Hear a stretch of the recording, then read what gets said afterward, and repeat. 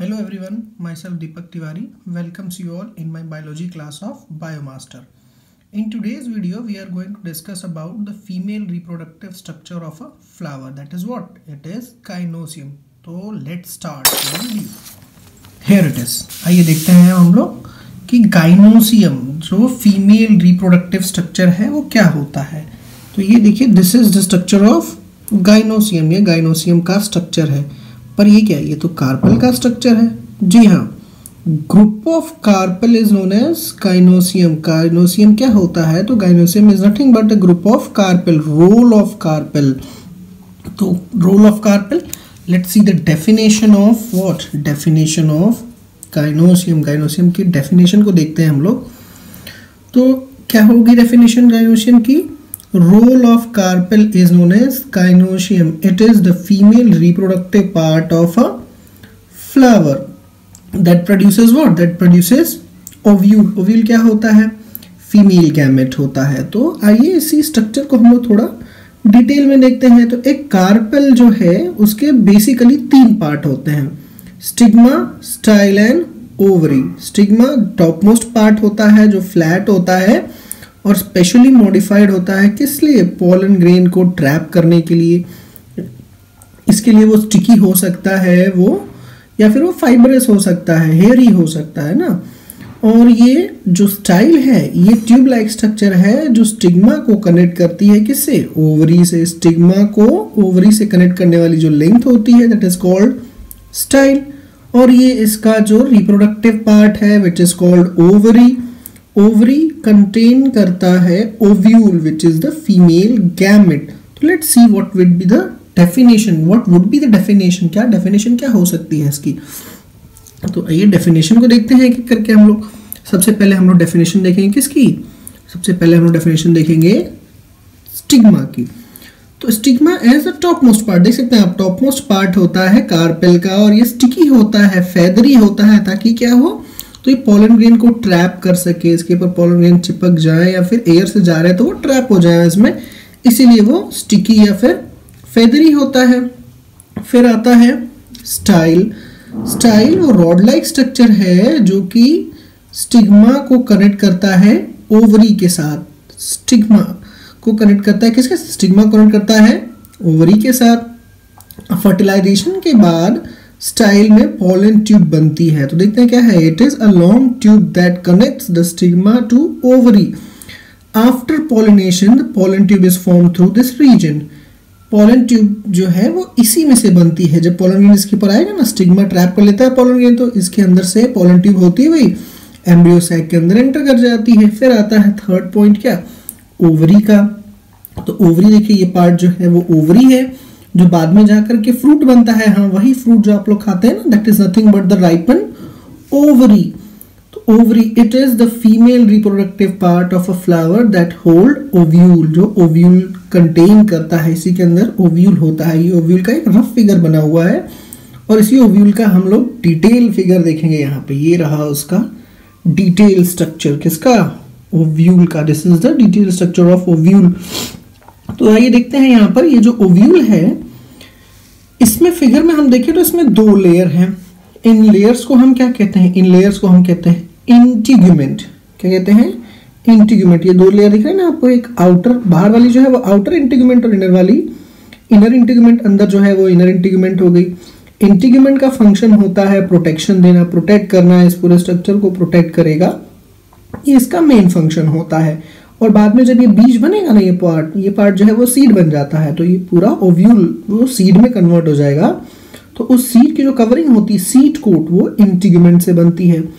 फिर ये dotted part जो देख रहे हैं आप, ये क्या है? ये न्यूसेलस है. न्यूसेलस डिप्लॉयड सेल होते हैं जो कि नरिशमेंट प्रोवाइड करते हैं. जो ये एग बन रहा है, जो एम्ब्रियो बनेगा, जो एग बनेगा, उसको नरिशमेंट कौन देगा? तो ये डॉटेड सेल होते हैं जिनको हम न्यूसेलस कहते हैं. ये उसको नरिशमेंट प्रोवाइड करता है. ठीक है.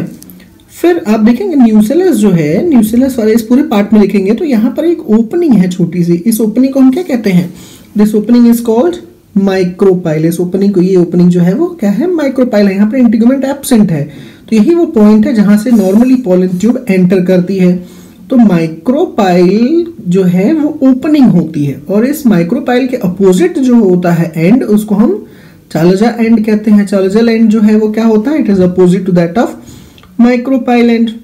अभी बीच में ये सर्कुलर पार्ट जो है इसको हमने लेबल किया हुआ है क्या, एम्ब्रियो सैक। ये एम्ब्रियो सैक है, और इस एम्ब्रियो सैक को हम थोड़ा सा जूम कर लेते हैं। तो इस एम्ब्रियो सैक को अगर देखें तो इसमें कितने सेल हैं, 1 2 3 4 5 6 और 1 7, टोटल कितने सेल हैं, 7 सेल और 8 न्यूक्लियस। देखिए सेंटर वाला जो सेल है इसमें 2 न्यूक्लियस है। देखिए जो चालजल एंड पर है तीनों सेल, उनको हम क्या कहेंगे, antipodal cells. Antipodal cells are located towards the chalazal and.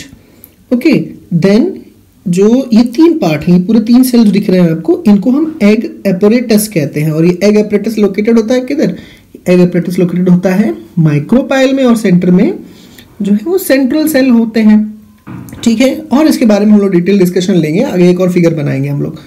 ये देखिए आप, ये फ्यूनिकल, फ्यूनिकल ये डंठल है, ये स्टाल्क होती है जो कि इस पूरे स्ट्रक्चर को यानी ओव्यूल को कनेक्ट करती है फ्लावर के ओवरी के प्लेसेंटा के साथ। तो this one will, the funicle will connect this structure with that of placenta. और जहां पर ये फ्यूनिकल ओव्यूल के साथ जुड़ता है उस पॉइंट को हाइलम कहते हैं। Hilum is the point of attachment. Attachment का पॉइंट, किसका अटैचमेंट, फ्यूनिकल का ओव्यूल के साथ अटैचमेंट। बचा बात यहाँ पे रैफे। तो ये जो फ्यूनिकल जा रहा है, ये फ्यूनिकल आगे जाकर के पतली सी यहाँ पे लाइन की तरह, धारी की तरह रह जाती है, उसी धारी को हम रैफे कहते हैं। तो this one is what, this is the structure of a typical ovule. ये ओव्यूल का स्ट्रक्चर है, और ऊपर जो हम लोगों ने पढ़ा था वो किसका स्ट्रक्चर था, कार्पेल का स्ट्रक्चर था। अच्छा, क्या आपको पता है कार्पेल और पिस्टल में क्या डिफरेंस होता है। कार्पेल एक्चुअली जो फीमेल पार्ट होता है उसको हम कार्पेल कहते हैं, और जब बहुत सारे कार्पेल एक साथ जुड़ जाते हैं तो वो पिस्टल कहलाने लगता है। यानी कि हर एक पिस्टल जो है वो कार्पेल तो होगा, लेकिन हर कार्पेल पिस्टल नहीं होगा। तो कार्पेल जो है वो पिस्टल कब बनता है, जब बहुत सारे कार्पेल एक ही में जुड़ जाते हैं, यूनाइट हो जाते हैं, फ्यूज हो जाते हैं, तब उसको हम पिस्टल कहते हैं। ठीक है, चलिए तो अब हम लोगों को एम्ब्रियो सैक के स्ट्रक्चर को थोड़ा सा डिटेल में पढ़ना है, और ये साथ में जो स्ट्रक्चर अभी पढ़ा हुआ है उसको भी हम लोग थोड़ा देखेंगे। तो आइए इसी को साथ में लेके चलते हैं हम लोग। सबसे पहले हम लोग देखेंगे कि पहले आपने देखी क्या, यहाँ पे हम देखेंगे क्या, इंटीग्यूमेंट हमने देखा। इंटीग्यूमेंट क्या है, इसकी आउटर मोस्ट लेयर है। कितने इंटीग्यूमेंट है यहाँ पर, 2 है। तो देखते हैं क्या है इंटीग्यूमेंट। देखिए what is integument. Structure of ovule में सबसे पहला डिस्कशन किसके बारे में हम कर रहे हैं, तो इंटीग्यूमेंट के बारे में। टफ आउटर प्रोटेक्टिव लेयर होती है ओव्यूल की, जो कि क्या इंक्लूड करती है, न्यूसेलस। इसके अंदर न्यूसेलस सेल प्रेजेंट है। It provide protection to the ovule and also form seed coat after fertilization. Ovule को प्रोटेक्शन देता है, बताया था मैंने आपको, और सीड कोट की भी फॉर्मेशन करता है। ये जो होगा ना स्ट्रक्चर, ये क्या हो जाएगा, तो ये सीड कोट बन जाता है। ठीक है, तो कोई भी प्लांट जो है वो कितने इंटीग्यूमेंट प्रेजेंट है उसके बेसिस पर यूनिटेगमिक, बाइटेगमिक या एटेगमिक होता है। जिसमें एक इंटीग्यूमेंट होगा जिस ओव्यूल में, उसको हम यूनिटेगमिक ओव्यूल कहते हैं। जैसा कि ज्यादातर जिम्नोस्पर्म में यही पाया जाता है, यूनिटेगमिक।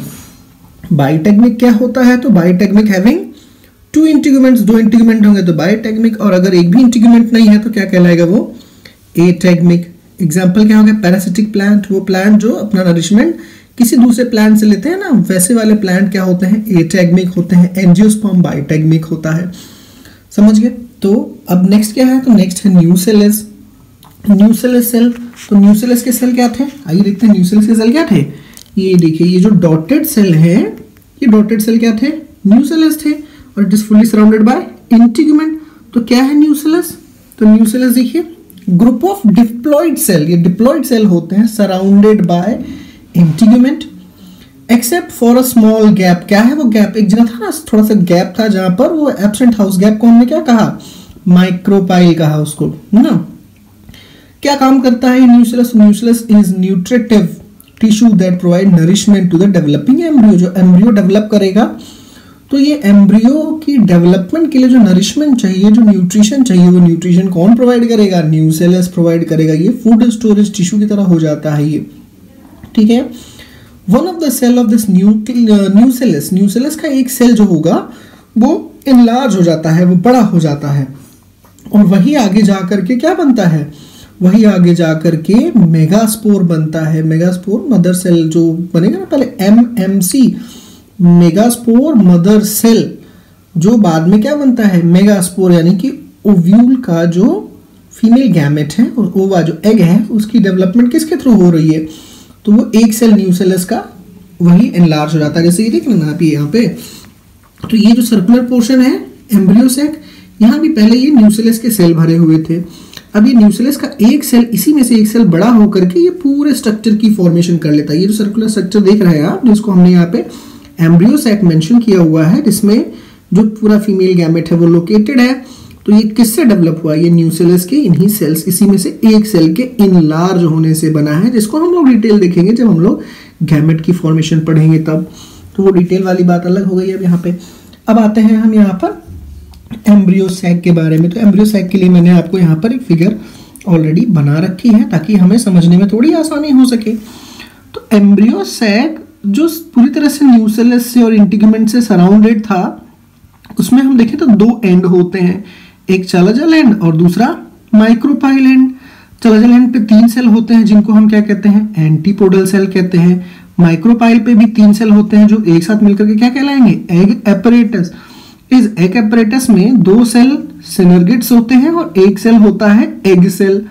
अब यहाँ सिनर्गिड्स में देखेंगे तो सिनर्गिड्स के बेस पर एक टफ सा हार्ड सा टिश्यू होता है जिसको हम फिलीफॉर्म एपरेटस कहते हैं। बहुत इंपॉर्टेंट रोल प्ले करता है ये फिलीफॉर्म एपरेटस। जो पोलन ट्यूब है ना, उस पोलन ट्यूब को गाइड करता है, जो पोलन ट्यूब बनेगी प्लांट्स में उसको गाइड करने का काम करता है। सेंटर में ये सेंट्रल सेल होते हैं जिसमें कितने न्यूक्लियस हैं, 2 न्यूक्लियस हैं। तो ऑल ओवर कितने सेल हो गए, 3 एंटीपोडल सेल, 3 एग एपरेटस और एक सेंट्रल, यानी 3 3 6 और 1 7। न्यूक्लियस कितने हो गए, तो 3 3 6 और 2 8, यानी 7 सेल 8 न्यूक्लिएटेड स्टेज है ये। तो हम फिर से यहाँ पर देखते हैं थोड़ा। It is an oval structure that is found surrounded by the cells of nucellus. Nucellus cell से सराउंडेड होता है। और कितने स्ट्रक्चर है इसमें, 7 सेल एंड 8 न्यूक्लिएटेड स्ट्रक्चर है ये। An egg apparatus having 1 egg and 2 synergids. Egg apparatus में क्या है, एक एग है ये ऊपर वाला और बाकी 2 सिनर्गिड्स होते हैं। और ये कहाँ लोकेटेड होता है, egg apparatus located towards the micropylar and.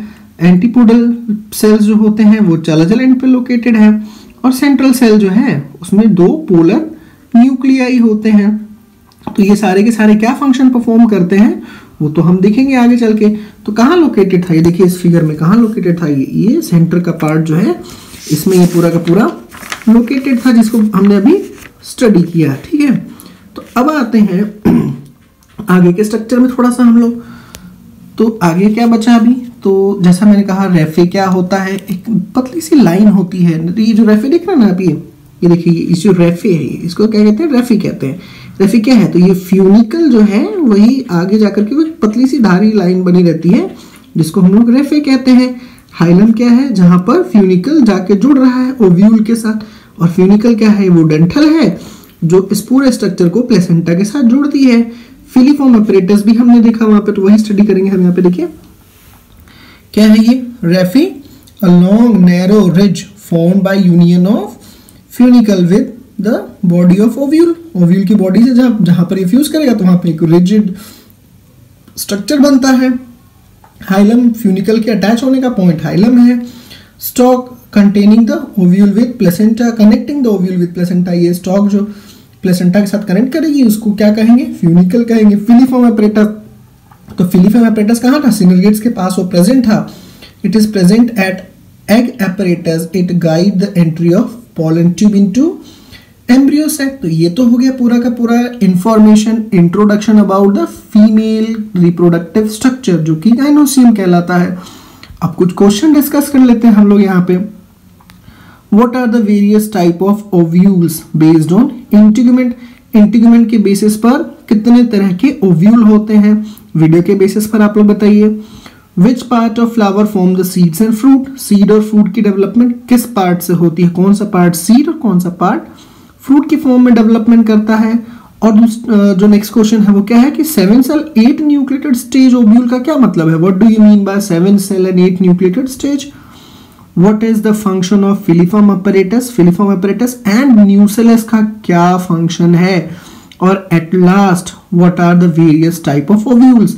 ये लास्ट क्वेश्चन का डिस्कशन नहीं हुआ है, इसमें ओव्यूल्स तो पढ़े हमने, और यहाँ पर जो ओव्यूल पढ़ा है ना, ध्यान दीजिएगा, वो ओव्यूल क्या है, anatropous ovule, that is anatropous ovule. तो कितने तरह के ओव्यूल होते हैं वो हम लोग डिस्कस करेंगे नेक्स्ट वीडियो में। Okay, bye.